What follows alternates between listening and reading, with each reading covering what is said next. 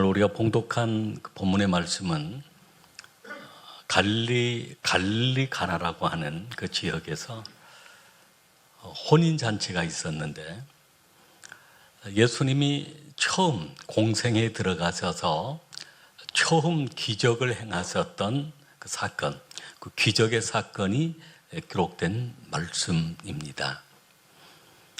그 갈릴리 가나의 그 위치가 요단강에서 그 지중해 방향으로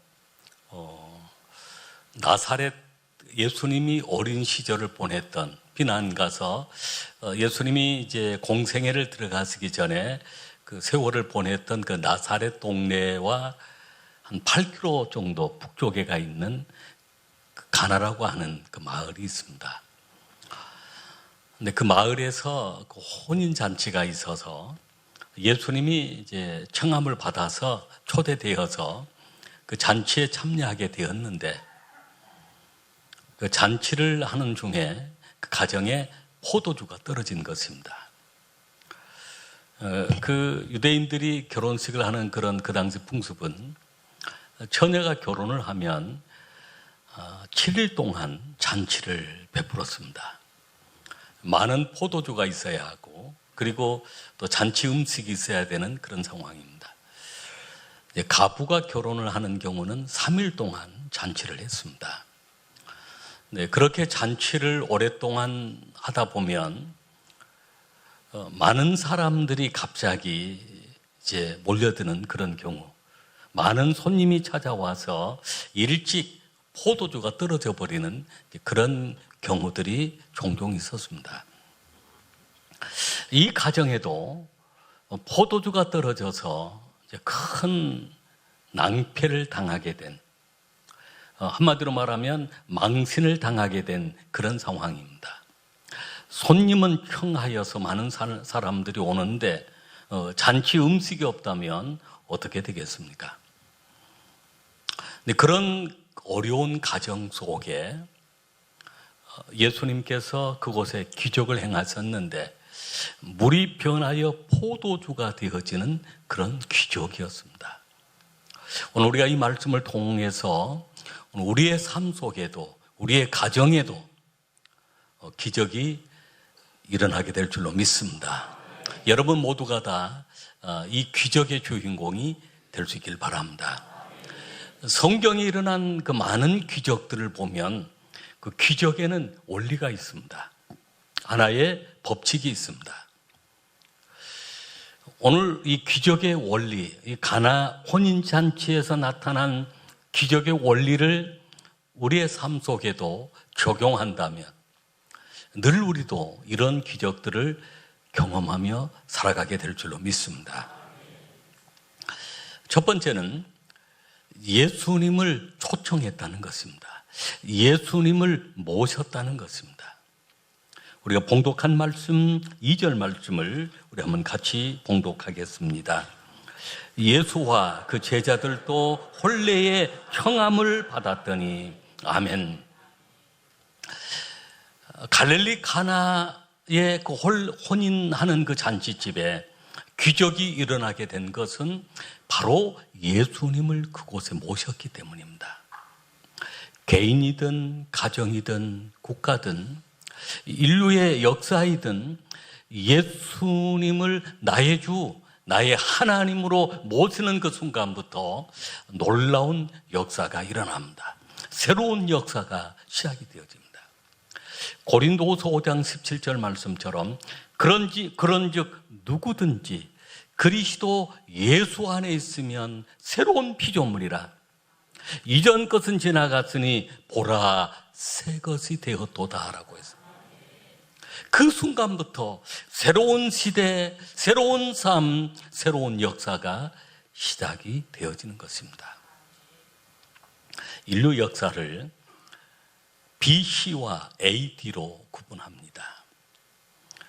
BC의 역사를 가리켜서 주님이 오시기 이전의 역사인데 비포 크라이스트라고 합니다. 주님이 오시기 이전의 역사다라고 해서 BC의 역사로, 주님이 오시고 난 다음에 역사를 AD의 역사라고 합니다. 우리가 2023년도를 살아가고 있는데 2023년도는 바로 AD의 역사입니다. 주님이 오시고 난 다음 그 시작된 그 역사, 그래서 우리가 2023년도 AD라고 하는 이 단어는 라틴어로 아노 도미니라고 하는 단어입니다. 주님의 해라고 하는 뜻입니다. 주님이 오셔서 주님 안에 살아가는, 주님이 다스리시는 그 역사를 AD의 역사라고 해요. 모든 세계 역사도 이렇게 BC와 AD로 주님이 오시기 전과 주님이 오신 후의 역사로 변화되어 있듯이 오늘 우리 개인의 역사도 그렇습니다. 우리 가정의 역사도 예수님을 모시고 난 다음 그 순간부터 하나님의 자녀로 하나님의 자녀의 특권을 누리고 하나님이 특별히 보호하시고 복 주시는 복된 삶으로 살아가는 우리의 모습을 우리는 보게 되어집니다. 바로 기적은 예수님을 나의 주, 나의 하나님으로 모시고 살아가는 그 순간부터 새로운 역사, 새로운 삶의 시작이 되어지는 것입니다.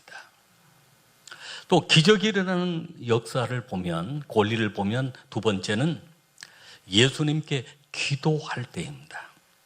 우리가 봉독한 말씀 3절 말씀을 같이 읽겠습니다. 포도주가 떨어진지라 예수의 어머니가 예수에게 이르되 저들에게 포도주가 없다 하니 아멘. 그 가정에 포도주가 떨어져서 큰 낭패와 실망, 어려움을 겪게 된 그 상황 속에 예수님은 그 혼인잔치에 참여하고 계셨고 예수님의 어머니 마리아는 가정의 형편을 알고 있어서 예수님께 구하게 되었던 것입니다. 왜냐하면 마리아는 예수님이 어떤 분이신지를 알고 믿고 있었기 때문입니다. 예수님이 태어날 때 천사가 예수님의 탄생을 예고했습니다. 또 예수님이 태어날 때 성령에 의해서 잉태되었음을 누구보다도 마리아는 잘 알고 있었습니다. 바로 그분이 하나님의 아들이심을 마리아는 알고 계셨기에 예수님께 오늘 이 가정에 포도주가 떨어졌는데 좀 도와달라, 문제를 해결해달라 간청을 하게 되었던 것입니다. 이것이 바로 우리가 예수 그리스도를 영접하고 하나님의 자녀로 살아가면서 하나님의 자녀가 누릴 수 있는 그 특권 가운데 하나가 기도의 특권인 것입니다. 기도할 때 하나님이 응답하시고 우리의 작은 세미한 소리까지도 들으시고 응답해 주시는 하나님이시기 때문입니다. 우리 교회 안에는 많은 기도회가 있습니다. 새벽을 겨워 기도하는 새벽 기도회, 새벽 이슬 같은 은혜가 임하게 되어지고 새벽에 도우시는 하나님의 은혜를 경험하며 많은 은혜를 경험합니다. 수요일 밤이 되어지면 수요밤 금양로 기도회를 갖게 되어집니다. 많은 성도님들이 얼마나 뜨겁게 기도하는지. 요한계시록 8장 3절 4절에 보면 그 향년이 금향로에 천사가 그 향년과 함께 성도의 기도를 금향로에 담아 하나님 보좌 앞으로 그 기도를 가지고 올라가는 것입니다. 그래서 응답의 은혜를 경험하게 되어집니다. 우리 한국의 지성을 대표했던 이어령 박사님이 그 세례를 받는 날이었습니다.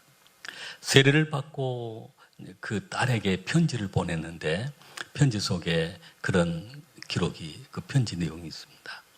사랑하는 딸아, 너는 웬일로 그렇게 울었니? 내가 나한테 보낸 그 편지를 내가 다 읽어보았다. 그런데 편지지마다 너의 눈물방울에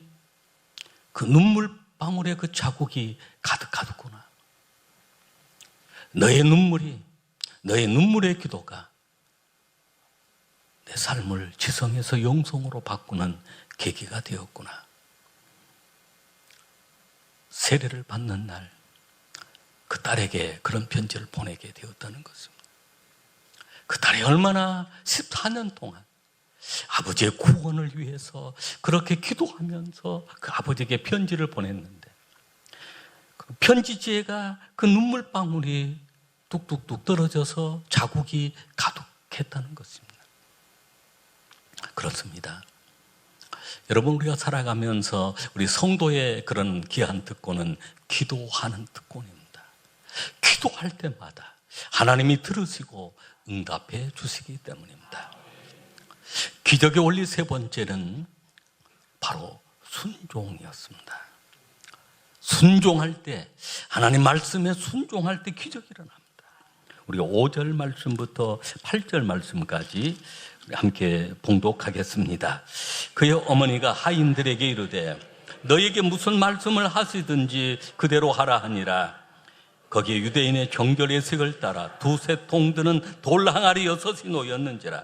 예수께서 그들에게 이르시되 항아리에 물을 채우라 하신즉 아기까지 채우니 이제는 떠서 연회장에게 갖다 주라 하시며 갖다 주었더니. 아멘. 예수님의 어머니 마리아가 하인들에게 그런 얘기를 합니다. 예수님이 무슨 말씀을 하시든지 그대로 하라. 그대로 하라. 순종하라는 것입니다. 근데 예수님께서 그곳에 두세 통 드는 항아리 6이 있었는데 물을 가득 채워라 라고 했습니다. 그리고 그 물을 가득 채우자마자 그것을 떠서 연회장에게 갖다 주라라고 예수님이 말씀하셨습니다.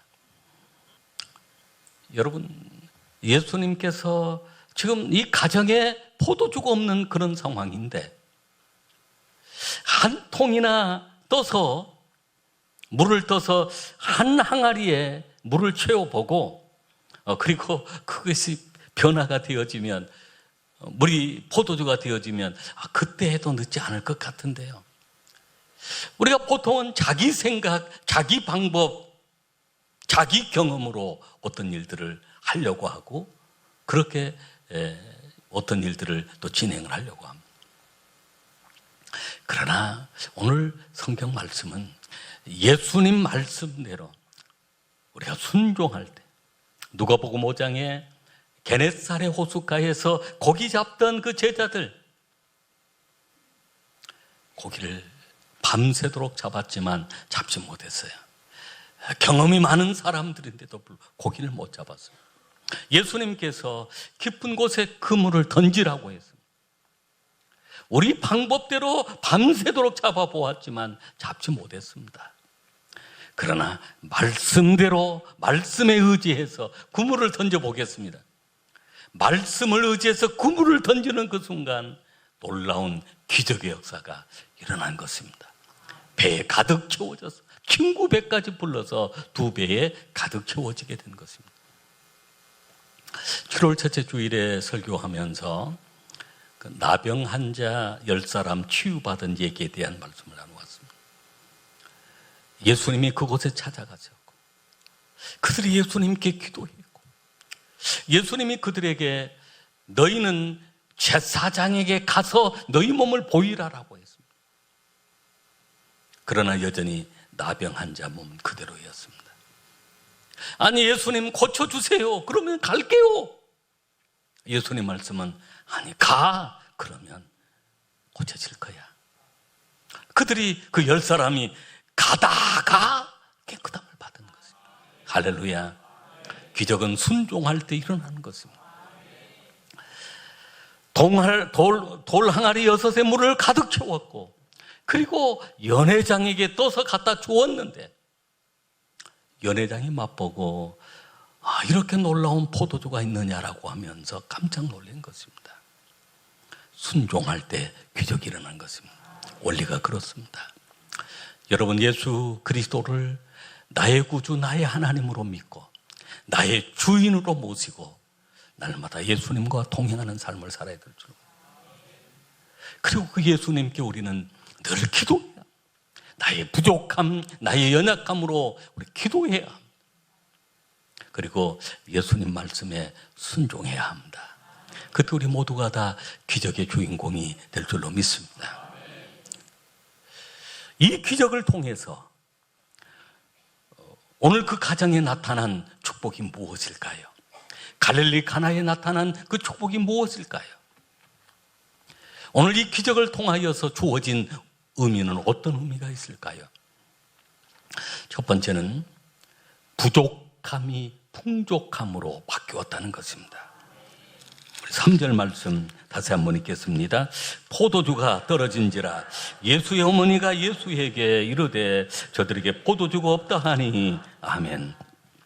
10절 말씀 같이 읽겠습니다.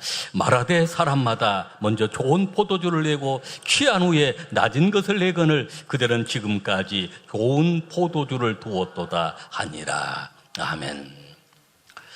포도주가 떨어진 그 상황, 부족한 상황, 모자란 상황. 그러나 예수님의 그 기적을 통해서 그들은 이제 부족함이 없는 풍족함으로 변해 있는 그런 기적을 경험하게 된 것입니다. 오늘 우리의 삶 속에도 늘 모자람이 있습니다. 부족함이 있습니다. 때로는 우리의 지식이 부족하고 지혜가 부족하고 건강이 부족하고 재정이 부족하고 뭔가 모자람, 부족함 속에 우리가 많은 어려움을 겪는 그 순간들이 있습니다. 그러나 오늘 이 기적을 경험함으로 인해 부족함이 풍족함으로 변화되어지는 역사를 경험하게 될 줄로 믿습니다. 이 기적의 의미 두 번째를 보면 평범함이 특별함이 되었습니다. 우리 9절 말씀을 같이 한번 읽겠습니다. 연회장은 물로 된 포도주를 맛보고도 어디서 났는지 알지 못하되 물도온 하인들은 알더라. 연회장이 신랑을 불러. 아멘. 물로 된 포도주를 맛보고 지금까지 좋은 포도주, 가장 좋은 포도주라고 하는 그런 표현입니다. 물은 평범한 것입니다. 어디든지 있는 곳입니다. 이 평범함이 오늘 예수님이 기적을 주시는데 이 갈릴리 가나에 기적을 주심으로 인해 극상품의 특별한 포도주로 변화가 되었다는 것입니다. 그렇습니다. 누구나 다 우리가 평범한 그런 인생이지만 하나님 손에 붙잡히게 되어지고 우리가 주님 안에서 주의 말씀에 순종하며 나아갈 때 어느 순간 특별한 사람으로 하나님께서 변화시켜 주는 것입니다. 맹물이 포도주 된 것처럼 하나님은 우리의 삶을 그렇게 변화시켜 주신 것입니다. 지나온 삶을 제 자신도 돌아보면 제 삶도 참 맹물 같은 그런 인생이었습니다. 시골에서 태어나서 농사 일을 하고 그저 농사 일을 하면서 큰 어떤 꿈을 갖지도 못했습니다. 고등학교 다니는 동안 2학년 때 교회를 쭉 다녀왔지만 예수님을 개인적으로 구주로 영접할 수 있는 기회가 있었습니다. 그리고 3학년 때 특별한 성령의 강력한 은혜를 경험하게 되었습니다. 그리고 오직 그때 그 은혜를 경험하고 나니까 그 교회에서 전도하는 일, 교회 청소하는 일, 그런 일을 하면서 보내게 되었습니다. 목사님의 특별한 이제 권유를 통해서 신학을 공부하게 되었고 목회자가 되어서 오늘 이런 아름다운 순천 수정교회 목회자로 사역을 하고 있는데 제 삶이 그런 맹물 같은 그런 인생이었다면 지금은 하나님이 특별한 그런 사역자로 일을 할 수 있도록 은혜를 베풀어 주셨다는 것입니다. 누구나 다 주님의 손에 붙잡히고 주님 안에 주님의 그러한 기적을 경험하게 되어질 때 그런 인생으로 바뀌게 될 줄로 믿습니다. 여러분의 삶이 그런 삶인 줄로 믿습니다. 세 번째는 시작은 미약하지만 나중은 창대하게 된 것입니다.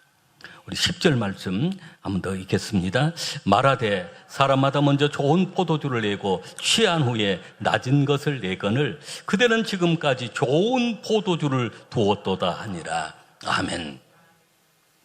시작은 잔치는 미약하기 시작했고, 그러나 오늘 이곳에 이 가정의 포도주는 극상품의 포도주로 점점 좋은 포도주로 가득 차 있는 것입니다.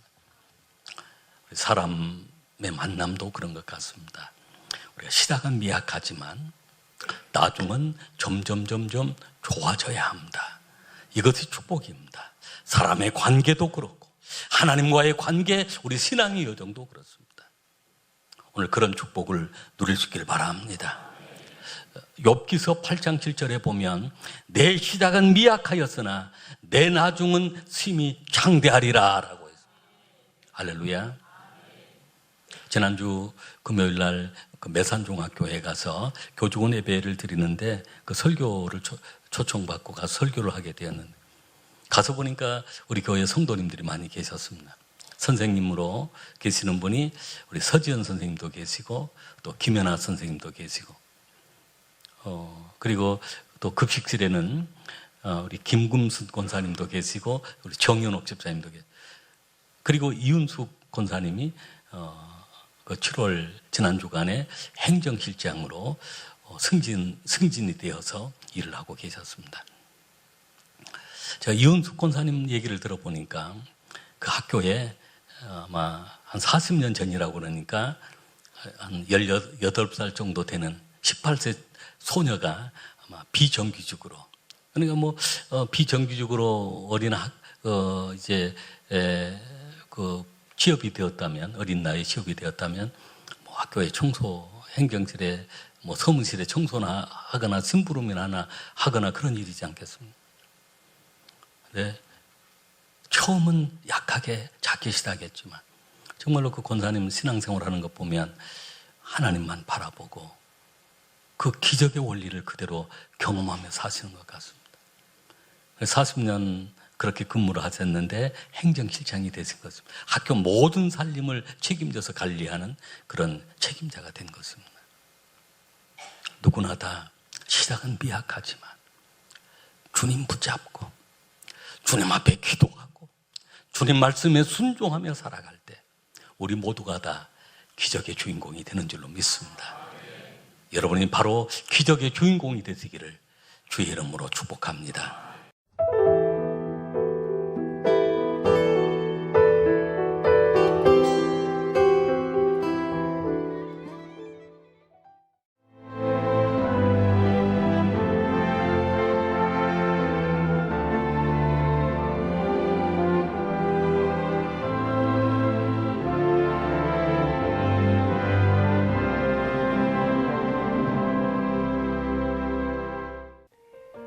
CBS를 사랑해 주시는 전남 지역 청취자 여러분, 안녕하십니까? CBS 재단 이사장 꿈의 교회 김학중 목사입니다. 여러분의 사랑과 관심 덕분에 전남 CBS가 순천시 장천동에 새로운 사옥을 마련하게 됐습니다. 이 방송국 사옥이라는 것은 단순히 건물을 짓는 의미에 지나지 않습니다. 전남 지역 복음 전파와 특별히 다음 세대를 위한 미래 비전을 세우는 일입니다. 코로나19로 모든 활동이 중단되고 또 관계가 단절되는 상황이지만 우리 CBS 방송만큼은 우리의 발길이 닿지 않는 곳까지 구석구석 하나님의 말씀을 전하는 위대한 힘을 지니고 있습니다. 이 방송이 믿음의 반석 위에 굳건히 세워질 수 있도록 여러분들께서 벽돌 한 장 한 장씩 쌓아가는 마음으로 전남 CBS를 위해 후원해 주시고 기도해 주시기를 간곡히 부탁드립니다. 여러분의 이 작은 행함이 CBS를 통해서 교회 공동체를 회복하고 누군가의 믿음을 소생시켜 줄 굳게 믿습니다. 여러분 한 분 한 분을 축복합니다.